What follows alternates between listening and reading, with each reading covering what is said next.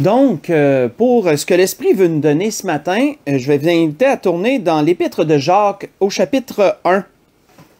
Épître de Jacques au chapitre 1, on va lire à partir du verset 9 jusqu'au verset 12 pour introduire le sujet de ce matin.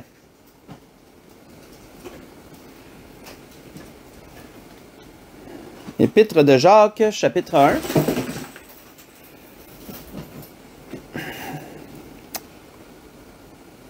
Verset 9 au verset 12. Donc, il dit que le frère de condition humble se glorifie de son élévation, que le riche, au contraire, se glorifie de son humiliation, car il passera comme la fleur de l'herbe. Le soleil s'est levé avec sa chaleur ardente, il a desséché l'herbe, sa fleur est tombée, et la beauté de son aspect a disparu. Ainsi le riche se flétrira dans ses entreprises. Heureux l'homme qui supporte patiemment la tentation, car après avoir été éprouvé, il recevra la couronne de vie que le Seigneur a promise à ceux qui l'aiment. On va arrêter ici.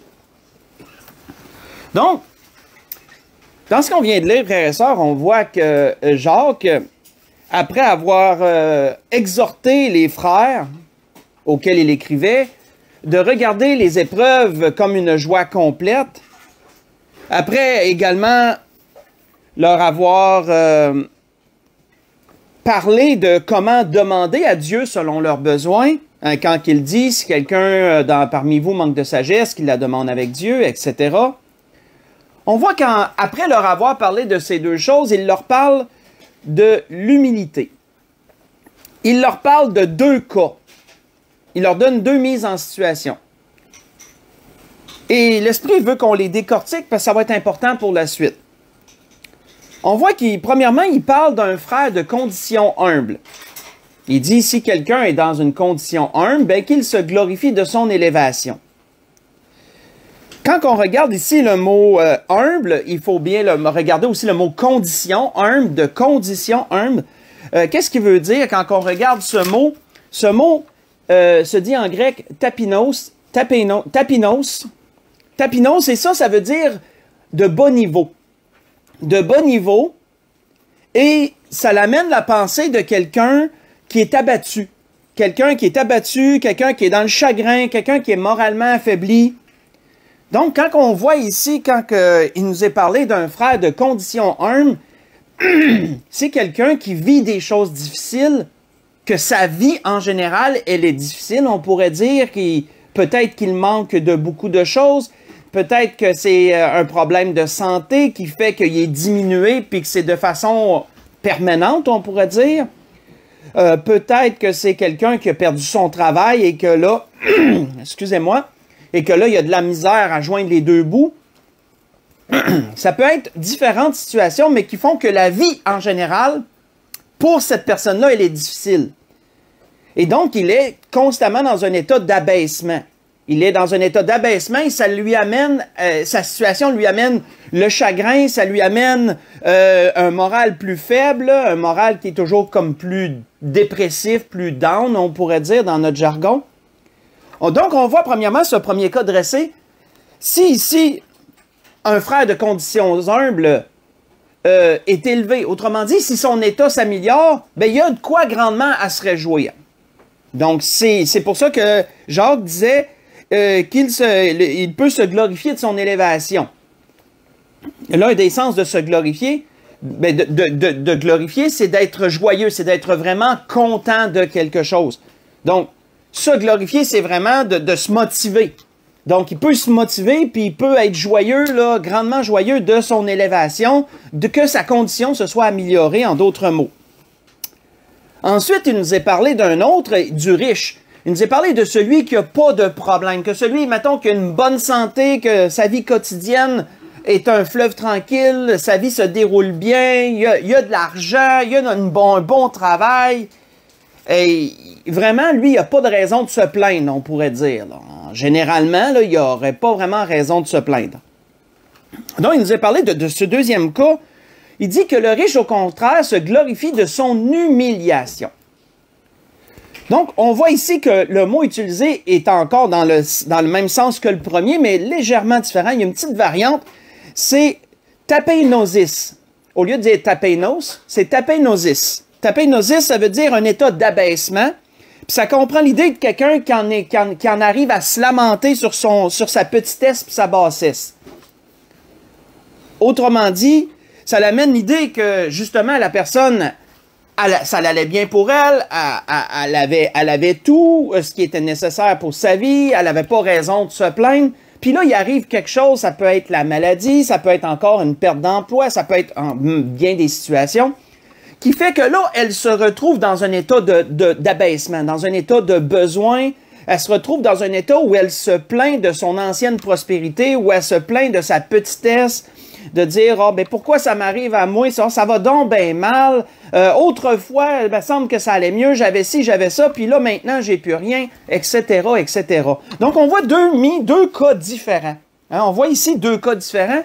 Puis, on voit que Jacques, il exhorte le riche, ce que lui qui appelle le riche, de se glorifier de son humiliation. Autrement dit, de se réjouir de son état d'abaissement.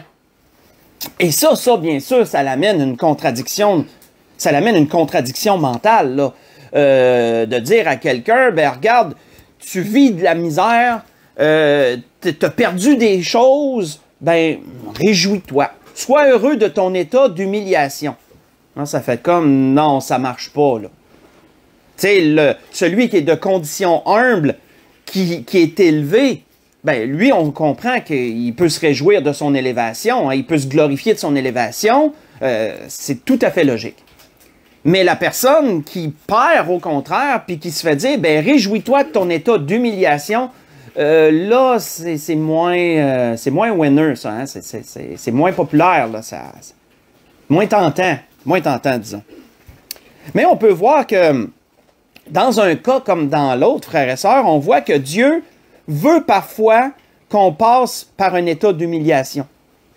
Dieu veut parfois qu'on vive cet état d'abaissement. C'est ce moment d'humilité, ce moment plus difficile où notre morale va être peut-être un peu plus bas. Ou qu'on va être plus abattu, avec plus de chagrin. Dieu veut qu'on traverse ces temps-là parfois. On a besoin même de ça, je dirais. Et on pourrait se demander pourquoi qu'on a besoin de ça. On va laisser l'Esprit continuer à nous diriger dans cela. Je vous invite à tourner avec moi dans Michée chapitre 6, parce que ça répond à cette question-là. Pourquoi on aurait besoin de vivre l'humiliation? Dans Michée, un prophète de l'Ancien Testament, Michée chapitre 6, il donne la réponse ici au peuple d'Israël. Et ça nous donne notre réponse à nous aussi. Dans Michée chapitre 6, on va lire du verset 6 au verset 8.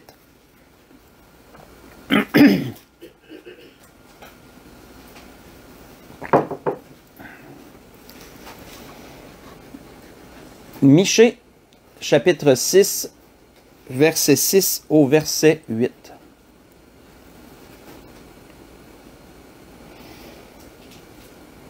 Donc, on voit qu'il est dit ici par le prophète, en réponse, comment je pourrais dire, en réponse avec un procès que Dieu avait avec son peuple, parce que son peuple s'était détourné de lui, et là, Dieu était comme en procès avec son peuple, et il se sert du prophète Michée pour leur parler, et il est dit, « Avec quoi me présenterai-je devant l'Éternel, pour m'humilier devant le Dieu très haut? Me présenterai-je avec des holocaustes, avec des veaux d'un an? L'Éternel agréera-t-il des milliers de béliers, des myriades de torrents d'huile? Donnerai-je pour mes transgressions mon premier-né? Pour le péché de mon âme, le fruit de mes entrailles? » Et là, c'est des questions qui sont amenées comme ça. Qu'est-ce que Dieu va agréer? Jusqu'où il faut aller pour s'humilier devant Dieu? Jusqu'où il faut aller pour s'humilier devant Dieu? Parce que c'était ça la question. Avec quoi me présenterai-je devant l'Éternel pour m'humilier devant le Dieu très haut? Pour m'abaisser devant lui, en d'autres mots. Et là, on voit que Michée répond à cette question, mais c'est par l'Esprit de Dieu. Il dit, « On t'a fait connaître, ô homme, ce qui est bien. et ce que l'Éternel demande de toi. Et vous allez voir que c'est pas mal plus simple que des milliers de béliers, puis des myriades de torrents d'huile, puis d'aller jusqu'à donner le fruit de ses entrailles, ça c'est son fils, son enfant, pour expier ses péchés. Ce qui n'est pas de Dieu, bien sûr. On t'a fait connaître, ô homme, ce qui est bien, disait le prophète. Et ce que l'Éternel demande de toi, c'est que tu pratiques la justice, autrement dit, que tu saches ce que Dieu approuve et ce que Dieu désapprouve, et que tu pratiques ce que Dieu approuve, et que tu t'éloignes de ce que Dieu désapprouve, ça c'est pratiquer la justice, que tu aimes la miséricorde. Ça, on a vu un message mercredi passé d'ailleurs à propos de la loi, si vous vous souvenez. Et on voit que la miséricorde était un des sujets de fond de cette loi-là. Mais à cause de la condamnation, ben, on ne la voyait pas, la miséricorde. Sauf qu'à travers le sacrifice de Jésus-Christ, la miséricorde, elle est ressortie en avant-plan. C'est l'amour qui est ressorti de la loi. Et là, donc, le prophète dit, il faut que tu aimes la miséricorde, que tu aimes le pardon, que tu acceptes d'être bon envers ton prochain, miséricordieux envers lui, comme Dieu est miséricordieux envers toi, en d'autres mots. Et dernier point, que tu marches humblement avec ton Dieu. Que tu marches humblement avec ton Dieu. Pourquoi Dieu, frères et sœurs, nous ferait-il parfois passer par l'humiliation, et même disant même qu'on en a besoin? C'est parce que Dieu veut nous amener à un état d'humilité. Un état d'humilité pour qu'on marche quotidiennement, là, pas juste un instant, pas juste une journée ou une semaine, qu'on marche quotidiennement, tout le temps, humblement avec notre Dieu. Marcher humblement avec notre Dieu, en d'autres mots, c'est d'avoir le sentiment de notre propre faiblesse, d'avoir conscience de notre faiblesse. Et la conscience de cette faiblesse-là va faire qu'on va constamment regarder vers Dieu pour nos besoins. Va faire qu'on va être capable de le glorifier, même dans les temps difficiles. Et ça va faire que l'orgueil va être constamment maintenu, va être constamment tenu en laisse. Si je peux l'imager comme ça, l'orgueil va être constamment tenu en laisse. Quelqu'un qui marche humblement avec Dieu tient l'orgueil en laisse. C'est son état de faiblesse qui tient l'orgueil en laisse. Il ne peut pas s'élever, il ne peut pas se glorifier lui-même dans le sens, pas dans le sens de se réjouir, mais une autre définition, c'est dans le sens de s'enorgueillir, dans le sens de s'élever lui-même. Il ne peut pas s'élever lui-même parce que sa conscience de sa faiblesse, la conscience de son état de faiblesse, le garde tout le temps abaissé, le garde tout le temps dans un état d'abaissement au niveau moral. Je veux dire qu'il ne cherchera pas à s'élever en orgueil. Ça, c'est ce que Dieu veut. C'est l'état d'esprit que Dieu veut de tous ceux qui veulent marcher avec lui. Pratiquer la justice, aimer la miséricorde et marcher humblement. On voit que ça l'explique beaucoup de choses quand on comprend ça. Ça l'explique pourquoi, entre autres choses, faites juste écouter, pourquoi que dans le désert, Dieu a quand même permis des conditions difficiles à son peuple. Quand on analyse des choses qui ont dû traverser dans le désert, Dieu a quand même permis qu'ils vivent constamment dans un environnement hostile, dans un état de difficulté. Quoique Dieu mettait sa main, bien sûr, il vivait quand même dans un environnement hostile et dans un état de difficulté quotidienne. Et pourquoi Dieu a permis cela? On voit que, voici ce que Moïse avait dit. « Souviens-toi de tout le chemin que l'Éternel, ton Dieu, te fait faire pendant ces 40 années dans le désert, afin de t'humilier. » Donc, voyez-vous, Dieu a permis ça afin d'humilier son peuple. Là. Ça paraît dur à prime abord, ça paraît même méchant. Mais Dieu avait des vues, Dieu connaît toutes choses, Dieu avait des vues avec ça. Donc, de tenir son peuple dans un état d'abaissement, dans un état moralement là, plus affaibli, dans un état là, de constant, là, qu'il n'y avait pas grand-chose. Leurs besoins quotidiens devaient être comblés par Dieu, on pourrait dire. Afin de t'humilier, de t'éprouver, pour savoir quelles étaient les dispositions de ton cœur et si tu garderais ou non ses commandements. Parce que, vous savez, c'est difficile, quand tu es dans l'humiliation, de regarder vers Dieu. C'est difficile, dans un état d'humiliation, d'être heureux, d'être heureux de Dieu, de savoir même le remercier, même dans cet état-là, le remercier, de le glorifier, de lui rendre la gloire, de le remercier de ses bienfaits, malgré que tu vis quotidiennement dans la difficulté, c'est très difficile. C'est toute une épreuve, ça. De garder cet état moral vis-à-vis de Dieu dans l'humiliation. C'est pour ça que Dieu avait fait éprouver son peuple de cette façon-là, afin de l'humilier pour voir si tu allais ou non garder mes commandements, malgré cet état-là. Là. Il t'a humilié, il t'a fait souffrir de la faim, il t'a nourri de la manne que tu ne connaissais pas et que tu n'avais pas connu tes pères, afin de t'apprendre que l'homme ne vivra pas de pain seulement, mais de tout ce qui sort de la bouche de l'Éternel. Vous voyez ça dans Deutéronome 8, versets 2 et 3. Donc voilà pourquoi Dieu a gardé son peuple dans un état d'humiliation pendant ces 40 années. Pour voir s'il allait garder ou non ses commandements et pour lui inculquer l'humilité. Pour lui inculquer l'humilité. Et vous savez, Dieu a fait ça souvent dans sa parole à bien des endroits. Un bon exemple, si vous voulez lire durant la semaine, c'est dans un psaume. C'est le psaume 107 que je vous encourage à lire. Le psaume 107, vous pourrez lire du verset 1 au verset 22, et vous allez voir ce travail-là de Dieu dans le cœur des gens. Que Dieu humilie et que dans la détresse, il crie vers l'Éternel et Dieu les délivre. Et ensuite, il glorifie Dieu pour ses bienfaits.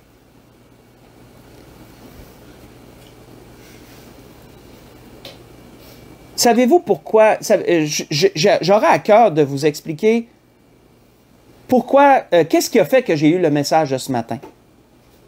Qu'est-ce qui a fait que j'ai eu le message de ce matin? Ça va peut-être vous surprendre. Peut-être que vous allez voir que ça va carrément dans une autre direction, ce que je vais vous dire, mais c'est une question que j'ai posée à Dieu face à quelque chose, et c'est le message que l'Esprit m'a donné, puis je savais que c'était pour nous aussi ce matin, mais je regardais les nouvelles. Moi, je ne regarde pas les nouvelles à la télé. Pour ceux qui me savent, j'ai coupé le câble depuis longtemps. Mais je visualisais, j'étais sur X, où on peut voir passer beaucoup de nouvelles différentes. Et j'ai vu passer une scène au Parlement où le premier ministre, Justin Trudeau, annonce, et ça c'est vrai, là, c'est pas des blagues, il annonce une hausse de 25% de la taxe carbone au 1er avril qui s'en vient. Donc, ça, c'est au Parlement, c'est filmé, là, c'est pas de mise en scène. Il annonce une hausse de 25% de la taxe carbone prochainement à partir du 1er avril. Ça, c'est la taxe carbone, là, ça a le rapport avec l'arnaque climatique. Ça a le rapport avec de dire qu'il faut sauver la planète, donc il faut taxer plus les citoyens, puis il faut prélever plus d'argent pour injecter plus d'argent pour devenir vert, etc., etc. Et donc, quand que le premier ministre Trudeau a proposé la hausse de taxes, les conservateurs, avec Pierre Poilievre, se sont levés et ont demandé, ils ont demandé que le Parlement soit brisé. Qu'on retourne en élection, en d'autres mots, qu'on démette le premier ministre, puis qu'on retourne en élection. Ça a été à ce point-là, dans ce que je vous dis, là, que j'ai vu, puis c'est vérifiable. Et là, il y a eu un vote de confiance pour le premier ministre Justin Trudeau, pour le garder en poste, et le NPD, et le Bloc conservateur, tout le monde s'est levé en chœur, et tout comme une belle équipe, ils ont tous accepté, ils ont tous appuyé Justin Trudeau pour la hausse de taxes et pour le vote de confiance, de sorte que le gouvernement... Ouais, le Bloc québécois, excusez, j'ai dit... le Bloc québécois avec le NPD, de sorte que le Parlement, il n'a pas été brisé, là. On ne retourne pas en élection, Justin Trudeau demeure en poste, et en plus de ça, on va avoir une hausse de taxe de 25% sur la taxe carbone qui est 1er avril. Quand j'ai vu ça, là, j'étais frustré, frère et sœur. J'étais vraiment en colère. J'étais vraiment en colère devant la corruption de notre gouvernement, que ça devient tellement évident que c'est corrompu jusqu'à l'os dans notre gouvernement. J'étais tellement en colère de voir le copinage, de voir comment que... dans le fin de compte, c'est tous les doigts d'une même main. Que ce soit les libéraux, le NPD, le Bloc québécois, c'est toute la même main, puis ils sont tous en cœur, ils font semblant d'être un contre l'autre, mais ils sont tous en cœur là-dedans. Puis quand ils veulent faire passer quelque chose, tout le monde s'appuie, puis ils le font passer, puis c'est toujours nous autres qui écopent en bout de ligne. Et j'étais vraiment en colère. Et je suis allé me calmer dans le bureau, je suis allé m'asseoir, puis là, j'ai prié le Seigneur, puis j'ai dit, Seigneur, pourquoi tu permets ça? J'ai dit, pourquoi, Seigneur, tu permets que notre beau pays soit rendu gangréné comme ça par la corruption, que ça devienne tellement évident, et qu'en plus de ça, puis qu'on doive constamment vivre des hausses par-dessus hausses, parce que le coût de la vie s'en vient vraiment haut, puis ça va augmenter drastiquement avec cette taxe-là, parce que ça touche le transport, ça touche le gaz, ça touche tout. Et là, je me disais, Seigneur, pourquoi qu'on doit vivre ça? Et surtout, frères et sœurs, comment garder un bon moral là-dedans? Comment garder un bon moral, un moral que Dieu va approuver, là? Comment garder un état d'esprit qui est agréable aux yeux de Dieu quand que tout ce que tu vois génère de la colère puis génère de la révolte dans ton cœur, là? Et le message que l'Esprit m'a donné, c'est ça. C'est ce qu'on voit ce matin, l'humiliation. C'est ce que Dieu me dit. Dieu permet qu'on vive de l'humiliation, un état d'abaissement, parce qu'à travers cet état d'abaissement-là, Dieu nous apprend l'humilité, et par l'humilité, on demeure dans un état d'esprit agréable à Dieu. Quelqu'un qui marche avec humilité ne sera pas quelqu'un qui va se révolter, qui va se mettre facilement en colère, qui va être colérique. C'est quelqu'un qui a conscience de son état de faiblesse et qui travaille constamment sur ça. Il ne s'élève pas en orgueil. Et voilà d'où me vient le message de ce matin. Comme vous voyez, je suis sûr que vous en doutiez pas que ça venait de là. Mais ça vient de là. C'est la réponse que l'Esprit m'a donnée et je savais que c'était le message que l'Esprit voulait nous donner ce matin. Que oui, quand j'ai annoncé qu'on allait vivre des circonstances difficiles, et je ne me considère pas prophète, je le ressens depuis longtemps, puis vous le savez aussi, ben ça commence, là. Avec cette hausse de taxe de 25 %, ça va commencer. Puis il y a d'autres choses qui vont sûrement s'enchaîner au fil du temps. Mais ça va nous amener, les plus pauvres, les plus, je dirais, classe moyenne et plus bas, à vivre encore plus dans l'humiliation, dans un état d'abaissement. Tout devient plus cher et donc c'est plus difficile. Et Dieu permet ça pour que ses enfants, à travers cela, apprennent l'humilité. Pour amener ses enfants, et Dieu permet, c'est pas rien que ça, c'est les difficultés en somme toute, là, que la vie devienne plus difficile. Dieu le permet pour que ses enfants connaissent l'humiliation, pour qu'on apprenne l'humilité davantage. Et cela contribuera à notre relation avec Dieu à marcher humblement avec notre Dieu, comme il a été demandé, comme le prophète Michée le dit. Et Dieu donne des exemples, comment il a fait ça à certaines personnes, puis comment ça a été bénéfique pour eux. Allons vers là, et allons dans Ézéchiel 38, pas Ézéchiel, Isaïe. Allons dans Isaïe chapitre 38, et allons voir comment de vivre cet état d'humiliation a été bénéfique pour un homme, pour un roi. Dans Ésaïe chapitre 38.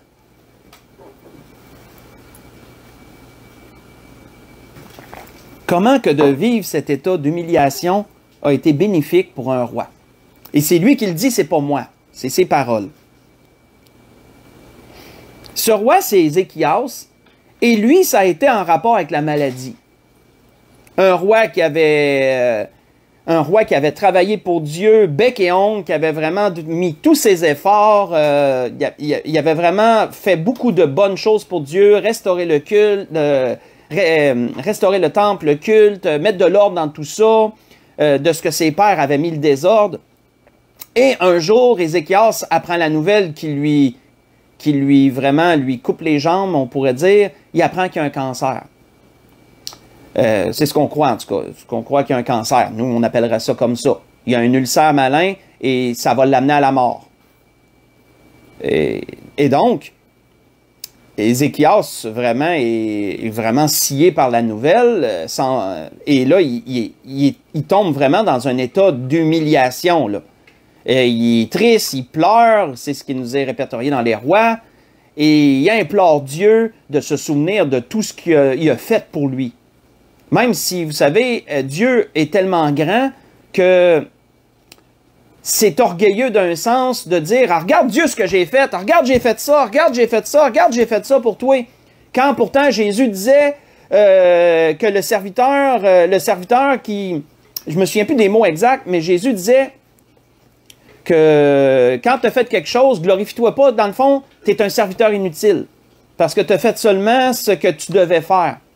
Donc, si vous vous souvenez, là je le dis dans mes propres mots, là, mais je suis certain que vous vous souvenez peut-être plus que moi des mots exacts. Mais Jésus amenait, autrement dit, qu'il ne faut pas présenter devant Dieu ce qu'on fait pour lui. Pensons pas que ça peut... pensons pas, comment je pourrais dire, qu'on peut surprendre Dieu. Pas surprendre Dieu, c'est pas le bon mot. Qu'on peut, mettons, là, se rehausser, s'élever devant lui en disant « Hey, regarde ce que j'ai fait pour toi, je fais ça pour toi, je fais ça pour toi, je fais ça pour toi. » Dans le fond, s'enorgueillir devant Dieu, somme toute. Pensons pas ça. On peut pas. Parce que Dieu a fait absolument tout pour nous. C'est lui qui nous a donné la vie, et à travers Jésus-Christ, c'est lui qui permet qu'on ait la vie éternelle.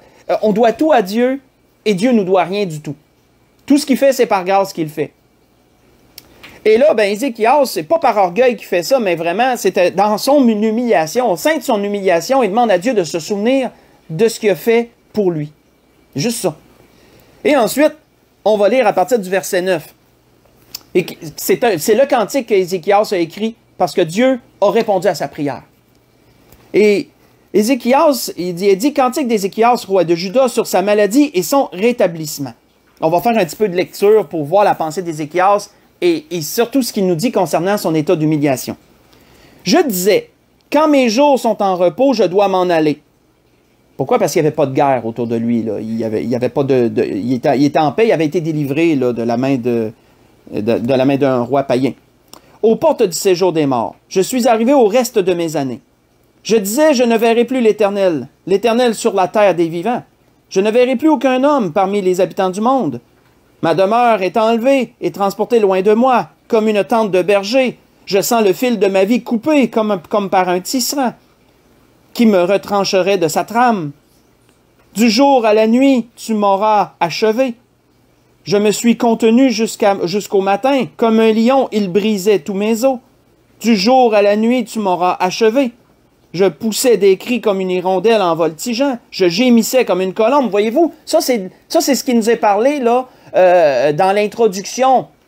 Quand Jacques disait là, que le riche se glorifie de son humiliation. Souvenez-vous, le mot, le tapeinosis, là.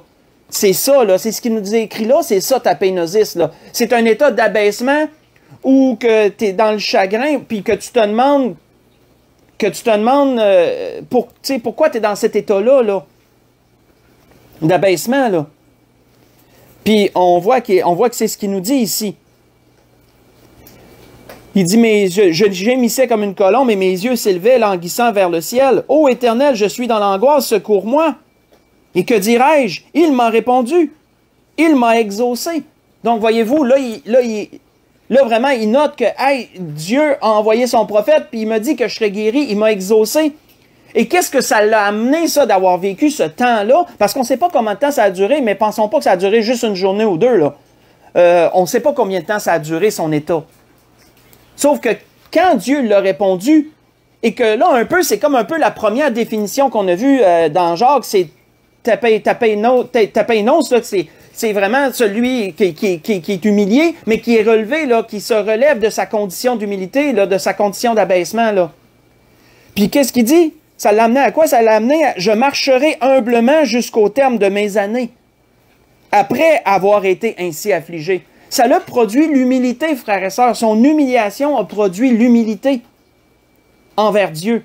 Et c'est ça qu'il dit. Il dit, après avoir vécu ça, il dit, je vais marcher humblement avec Dieu, là.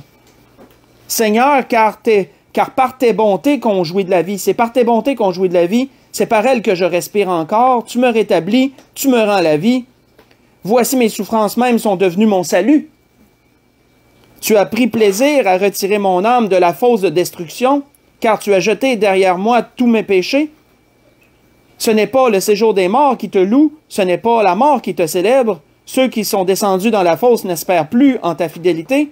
Le vivant, c'est celui-là qui te loue, comme moi aujourd'hui. Le Père fait connaître à ses enfants ta fidélité. L'Éternel m'a sauvé.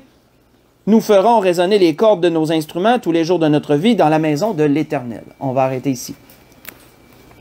Donc, voyons-nous, frères et sœurs, que Ézéchias lui-même nous raconte que son humiliation a été salutaire, que ça a été bon pour lui d'être humilié. Et c'est ça que Jacques voulait nous dire quand il dit que le riche se glorifie de son humiliation. Ça va y faire du bien, autrement dit, de vivre la misère et d'être humilié. Pourquoi? Parce qu'il va apprendre l'humilité. Il va apprendre l'humilité. Il va apprendre que on est comme la fleur de l'herbe.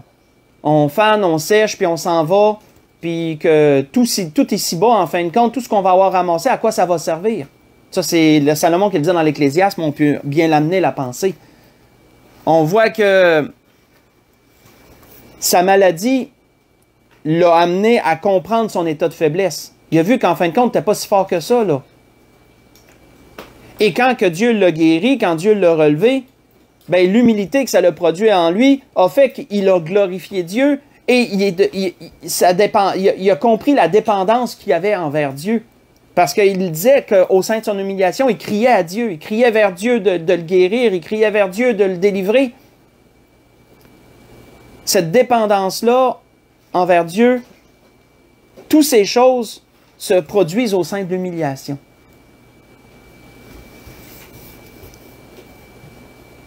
Et ses souffrances sont devenues son salut. On voit qu'un autre homme avait compris cela, c'est David, faites juste écouter. David aussi avait compris ça. David avait dit dans un psaume 119, il avait dit « Tu fais du bien à ton serviteur, ô Éternel, selon ta promesse. Enseigne-moi le bon sens et l'intelligence, car je crois à tes commandements. Avant d'avoir été humilié, je m'égarais. Maintenant, j'observe ta parole. Tu es bon et bienfaisant, enseigne-moi tes statuts. Des orgueilleux imaginent contre moi des faussetés, mais moi je garde de tout mon cœur tes commandements, tes ordonnances, excusez-moi. Leur cœur est insensible comme la graisse, moi je fais les délices de ta loi. Il m'est bon d'être humilié, afin que j'apprenne tes statuts. Mieux vaut pour moi la loi de ta bouche que 1000 objets d'or et d'argent. » Ce que je viens de vous lire, c'est dans le psaume 119, j'ai lu du verset 65 au verset 72. Où David reconnaît à 2 reprises que lui aussi a été humilié, lui aussi a vécu l'humiliation, et pour lui aussi, ça a été salutaire. Ça lui a fait du bien. Ça a été bon pour lui de vivre cet état-là. On voit d'ailleurs que, tout comme Ézéchias, il reconnaissait également que c'était par amour et fidélité que Dieu avait fait ça. Ça, si vous voulez le lire, vous pourrez le lire encore dans le psaume 119, mais versets 75 à 77, si vous voulez aller le lire. Qu'il reconnaissait que c'était par fidélité que Dieu avait fait ces choses-là.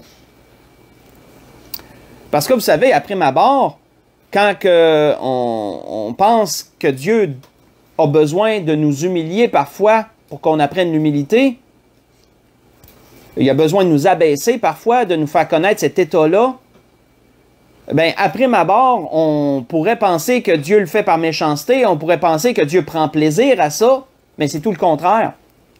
Dieu le fait par amour, Dieu le fait par fidélité, mais c'est pas par plaisir. C'est pas par cruauté, par méchanceté ou quoi que ce soit. Le prophète d'ailleurs, le prophète Jérémie le disait dans les Lamentations, il dit « Car ce n'est pas volontiers qu'il, en parlant de Dieu, humilie et qu'il afflige les enfants des hommes. » Dans Lamentation 3, verset 33. C'est pas volontiers. C'est pas volontiers qu'il fait ça. Ça veut dire qu'il fait pas de gaieté de cœur.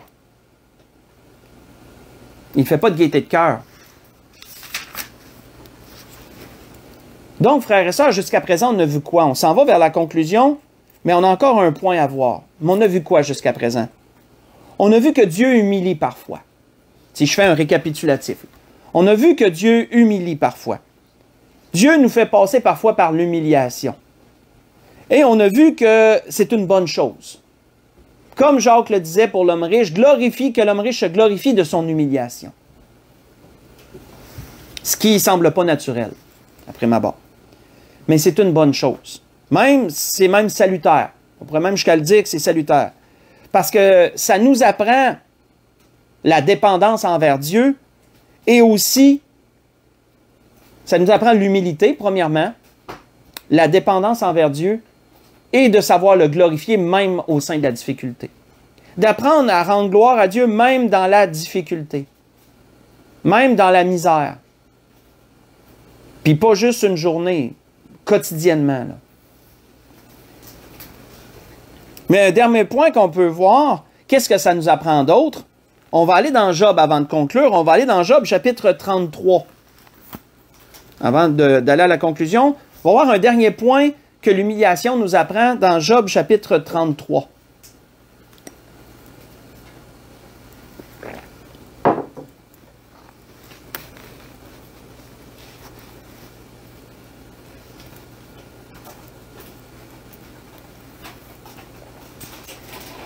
Dans Job chapitre 33, on va lire du verset 16 au verset 18.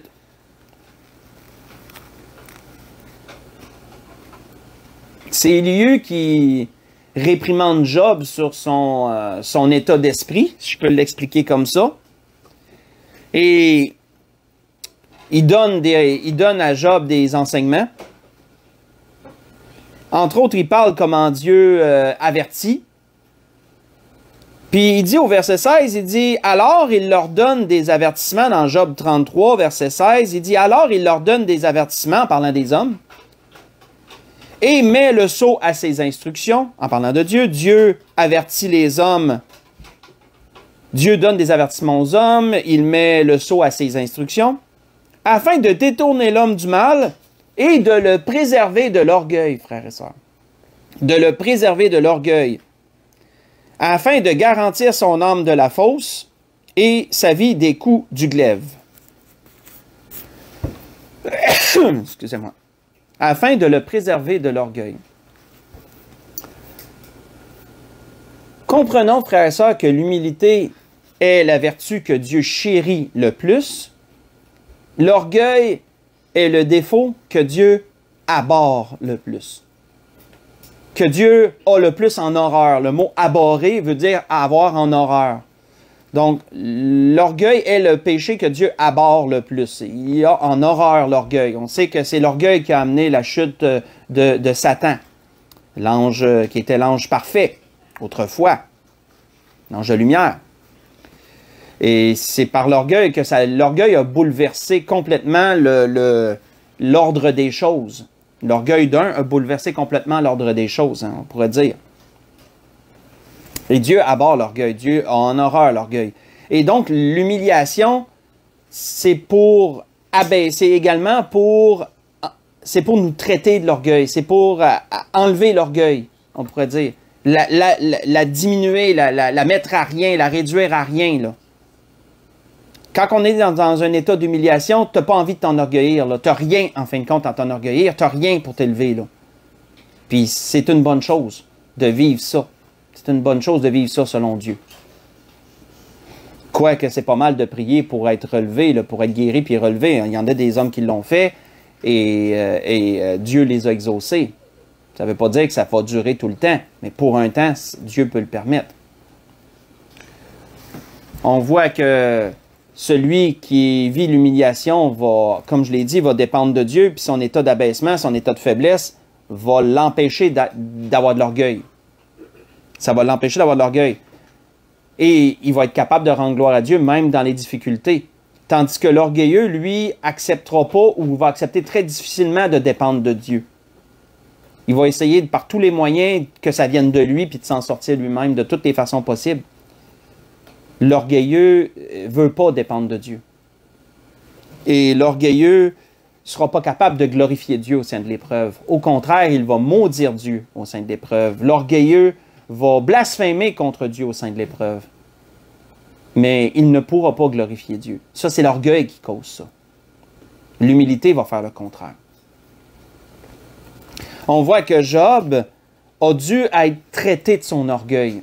C'est ce qu'on peut voir à travers son histoire. Il a dû être traité de son orgueil. Quand on lit le chapitre 31 de Job, pas besoin d'y tourner, mais si vous voulez lire durant la semaine, libre à vous, on peut voir comment Job s'appuyait sur ses propres œuvres, puis comment à cause de ça, il voulait plaider devant Dieu à cause de ses propres œuvres, hein, à cause de tout ce qu'il avait fait pour lui. C'est un peu comme Ézéchias, mais sauf qu'Ézéchias demandait dans un état d'humilité à Dieu de se souvenir de ce qu'il avait fait, tandis que Job, lui, voulait plaider devant Dieu droit, debout, en pleine possession de ses moyens, avec ses œuvres. Il amenait ses œuvres qu'il avait fait comme un peu comme une défense dans un tribunal, on pourrait dire.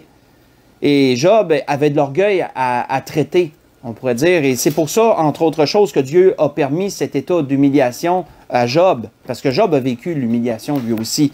Et on voit que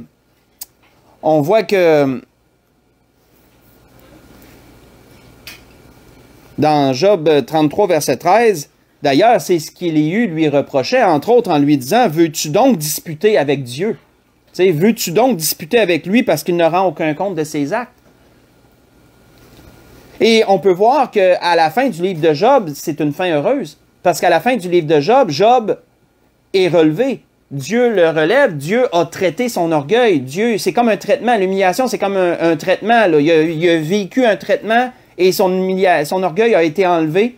Puis on voit que dans Job 42, on peut voir comment que Job, au verset 5 et 6, reconnaît lui-même qu'il ne sait pas grand-chose, qu'il sait tout, puis il dit à Dieu, enseigne-moi, puis tu sais, je vais me taire, enseigne-moi, puis tu sais, je vais t'écouter, là. Tu sais, Job s'humilie devant Dieu, en d'autres mots. Son orgueil a été traité. Et ça a été salutaire pour lui. Et Dieu lui restaure tous ses biens, puis lui en donne même au double. Mais encore là, c'était toujours la même chose. C'était d'apprendre à marcher humblement avec Dieu. Et c'était ce que l'Esprit voulait nous dire ce matin. À travers ces choses, le Seigneur va permettre, frères et sœurs, qu'on traverse des moments difficiles, entre autres, pour qu'on vive l'humiliation. On va traverser des temps difficiles avant que le Seigneur revienne. On va être, et je ne dis pas qu'on va être tous abaissés au même niveau, mais je veux dire, dépendant de notre situation à chacun, on va être éprouvé dans ce sens. Et on va devoir accepter cette humiliation-là.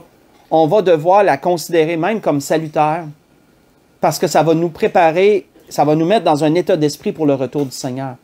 Ça va nous mettre dans un état d'esprit d'humilité et de reconnaissance, malgré les difficultés de reconnaissance, et rendre gloire à Dieu pour ses bienfaits, malgré malgré que la vie va devenir plus difficile. Cet état d'humiliation va amener ça. Et c'est salutaire pour les enfants de Dieu, ça. Parce que lorsque le Seigneur va revenir nous chercher, on va être dans cet état d'humilité-là. On va être expié de notre orgueil, j'ai pas le mot exact, mais on va être traité de notre orgueil, et ça, c'est important devant Dieu. Sachons, frères et sœurs, glorifier Dieu même dans les difficultés, parce que souvenons-nous que c'est l'orgueilleux qui ne le fait pas. Et sachons dépendre de Dieu et d'accepter cette dépendance-là. De ne pas s'en révolter, mais de l'accepter. Et c'était ce que l'Esprit voulait nous dire ce matin. Pour conclure, on va aller dans 1 Pierre. On va aller dans 1 Pierre 5. On va conclure là ce matin. Dans 1 Pierre, chapitre 5. Ce que je vous dirais que ce que l'Esprit nous donne ce matin, ça a été ma réponse par rapport à ce que je vous ai raconté de comment j'ai eu ce message-là. Où j'étais frustré parce que je me disais qu'on n'a déjà pas beaucoup de moyens, puis qu'on va encore vivre une autre hausse de 25%, puis veux pas...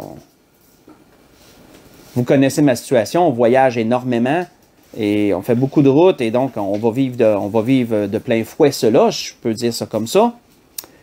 Et ça me frustrait. Pas rien que pour ça, mais pour bien d'autres choses aussi, pour l'épicerie, pour tout. Donc, peut-être que je n'avais pas assez dormi, je ne sais pas, mais en tout cas, j'étais dans un état de colère, de frustration, puis c'est ce que le Seigneur me dit. Accepte l'humiliation, accepte ces choses-là, et apprends à dépendre de moi encore plus à travers ça. Puis glorifie-moi pour mes bienfaits, puis sois reconnaissant de ce que tu as, malgré tout. Et donc, ça a été, je dirais, une belle leçon que l'Esprit m'a donnée à travers ces choses. Et on va conclure dans 1 Pierre chapitre 5, on va lire du verset 5 au verset 7. Où l'apôtre Pierre dit « De même, vous qui êtes jeunes, soyez soumis aux anciens. Et tous, dans vos rapports mutuels, revêtez-vous d'humilité. » Pas rien qu'envers Dieu, là. Dans nos rapports mutuels, ça veut dire envers notre prochain. Envers l'autre qui est aux côtés de nous, là. Nos frères et nos sœurs dans le Seigneur, entre autres choses. Car Dieu résiste aux orgueilleux, mais il fait grâce aux humbles. Humiliez-vous donc sous la main puissante de Dieu, sous la puissante main de Dieu, afin qu'il vous élève au temps convenable. Parce que oui, Dieu finit par élever. On peut le voir dans les morales. Dieu finit par élever. Déchargez-vous sur lui de tous vos soucis, car lui-même prend soin de vous. On va arrêter ici. La grâce que je nous souhaite à tous dans toutes ces choses, si nous vivons des choses difficiles, si notre cœur est aigri face à notre situation, comprenons que c'est l'orgueil qui amène ça. Sommes-nous capables de rendre gloire à Dieu même dans l'épreuve? Sommes-nous capables de glorifier Dieu même si on vit quelque chose de difficile et qu'on sait que ça va perdurer dans le temps? Sommes-nous capables de glorifier Dieu quand même? Si oui, sachez que c'est un bon signe, sachez que vous avez de l'humilité pour le faire. Sinon, sachez que c'est de l'orgueil et ça a besoin d'être traité. Étonnez-vous pas que Dieu intensifie peut-être encore plus ça pour traiter l'orgueil qui est en vous. Dieu veut qu'on pratique la justice, qu'on aime la miséricorde puis qu'on marche humblement avec lui. Et comme un psalmiste le disait, Dieu sait toujours se souvenir de notre humiliation. Dieu sait se souvenir de ces choses-là. Comme un psalmiste le disait, « Celui qui se souvient de nous quand nous étions humiliés, car sa miséricorde dure à toujours. » Oui, la miséricorde de Dieu dure à toujours et il se souvient de celui qui l'humilie. C'était ce que l'Esprit voulait nous dire ce matin. Dans toutes ces choses, je voudrais vous souhaiter à tous et à toutes une bonne journée, un bon dimanche. Il fait beau, profitez-en. Et faites attention à vous. Si vous avez de la route à faire, ben là, les routes devraient être dégagées. Donc, mais prenez soin de vous quand même. Soyez prudents. Je vous aime et on va se dire à mercredi prochain. Soyez bénis. Bonne journée.